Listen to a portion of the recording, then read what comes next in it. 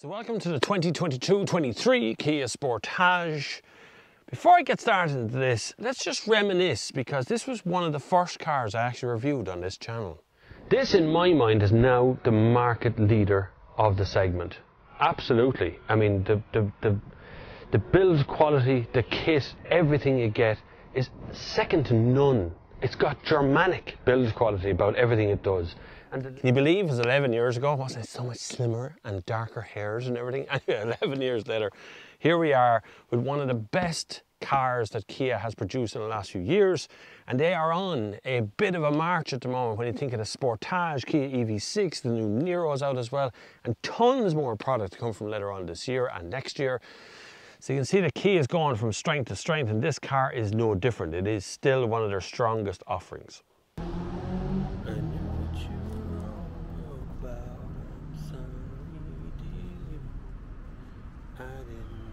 Listen, if this is your first time here, I'd really love you to hit the subscribe button, the like button, the comment button, whatever it is you want, because you know what, this channel is still, might be old at this stage, but still growing.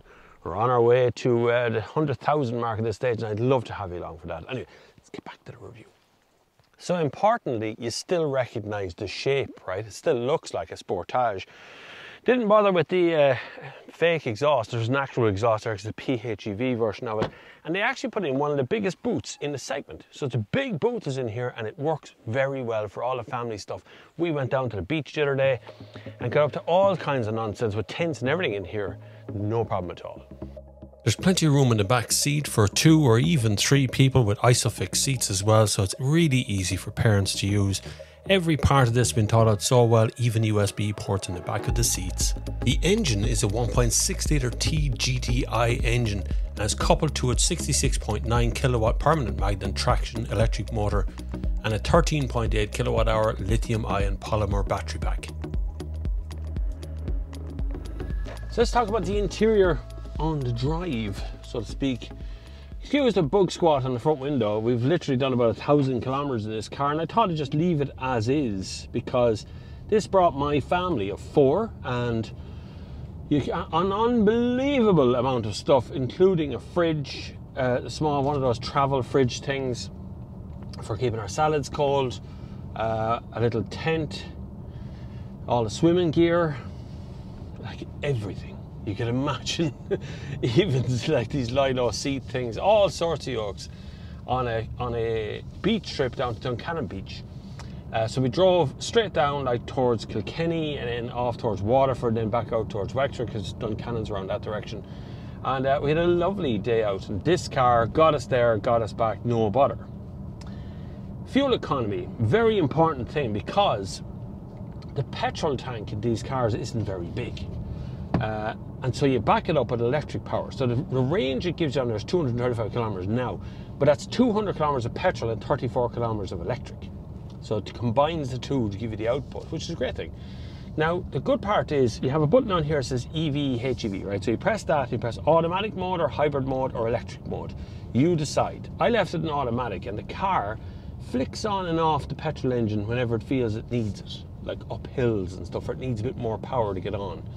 And I put on the automatic cruise control, and it was peachy. Now, this is one of the first cars this year that I literally want to keep, that I want to own. I'd like to buy this. That's where my debate starts in my head. Why do I want to buy a small SUV? Why wouldn't I buy an estate car like my brain normally tells me to do? Because usually the small SUVs are small. They're actually small inside and small outside, and worst of all, small boot.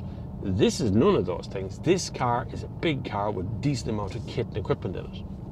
A couple of things I want to throw at you that kind of irk me, but I have to nitpick. These are nitpicking things. These aren't like top line things that would break a deal here on me, but they just, I have to mention them all the same.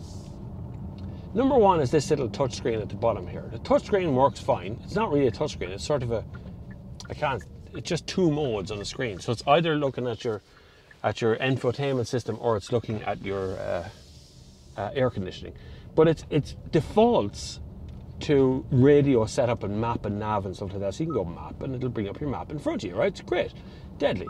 Now, if I click the air conditioning one, it comes up on the screen. I look down, I decide I'm going to change what I'm going to change. And after a couple of seconds, it just goes back to the other screen. Now, this may seem like a very small thing, but it's actually really annoying when you're driving along the road. I think that should be left on default. I think whatever you touched last should be down the default one. And that would make more sense in my brain if that was left that way.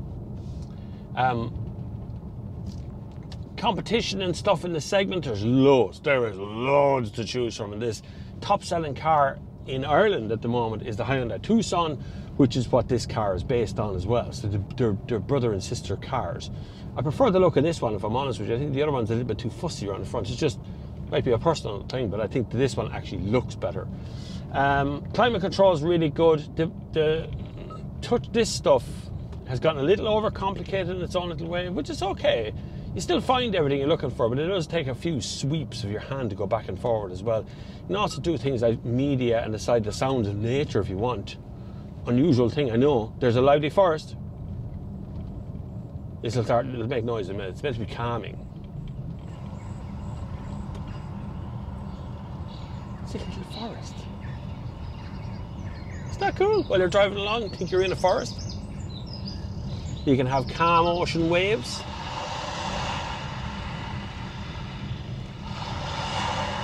I don't know exactly who would want to drive along in their car, listen to an open air cafe.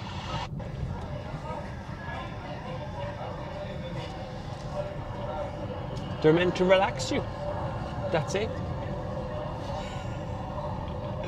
Anyway, forget about that for a minute. It's a little infotainment trickery thing. It doesn't cost anything. It's there already, so it's no harm having it there. But this, I suspect, in my brain, this is the best of the best here in the segment. It drives well, it goes well, fuel economy. When I was driving around the town, I was getting like 2.9 litres per 100 kilometres. 1.5 is the best I've seen on a trip. I think the engine only started to get me away from a roundabout. You could, because of the range of the battery in this, range is 70 kilometres, you could literally drive this every day and never start the engine. I haven't started the engine in this drive at all. It hasn't come on at all. It's been EV mode since we left that forest back there. So you could literally drive this car every single day and not start that engine. It's an amazing little factor to it that does make a big difference. I don't really find anything else that bothers me about the car at all. Everything else seems to be good, apart from, this is a Kia trait, lane keeping. I'm not sure it's going to do it here because it hasn't got the lanes yet. The lane keeping buzz thing, this thing, that is very annoying. That is so annoying, especially on these little back roads. It's just a little bit oversensitive, but you can turn it off. If you hold down that button till the light goes out the dashboard, now you have no lane keeping at all. Which means on a small back road where a line appears and disappears in an amazing, mysterious way that Ireland does these kind of lanes and stuff, where you have one where there's no real lane to it, you can still travel on the road without hearing every 2 seconds, because it is annoying. So to sum up the Sportage then, this is a car that really ticks all my boxes that I really wanted ticked. It manages to be very classy looking, it manages to be very cool to drive, very fuel efficient, and in a country where the infrastructure, electric infrastructure, is quite literally fairly crap, and I've proven that multiple times. This is one of those cars you don't have to worry about that, because you just put petrol in it. When you run out of electricity, you just put petrol in and keep on going. Charge up as well. The two things are available to you, and there's enough electricity in this to be able to do your daily commute and never have to actually engage the petrol engine if you don't need to. It even has active cruise control. Look at this, you turn that on there and you press your little speedo button thingamajig. Hang on a second, doing it wrong there. 110, 120, there it goes. Nav is engaged. The car is going to steer itself. Off we go. This is wonderful. What more do you want, like? Van is doing his best to overtake me. Oh, so slowly. Right, it's time for me to kick on with the rest of my day. Thank you very much for watching. I hope you've subscribed at this point. You can support the channel in multiple ways if you want to. They're all listed down below. Patreon, which is a great system of lovely new patrons in there. They're really nice people. PayPal if you want to just make a straight up donation. You can use super chats on the live Sunday service if you want to. You can, whatever way you want. If you want to support the channel, that's how to support the channel. I'm going to be doing more adventure type reviews as well in the very near future, so look out for them because they're on the way, and I'd be delighted to have you aboard for those sort of things. So make sure you subscribe, it's free for both of us. Thanks for watching, look after yourselves, and until the next time, I'll see you on the far side.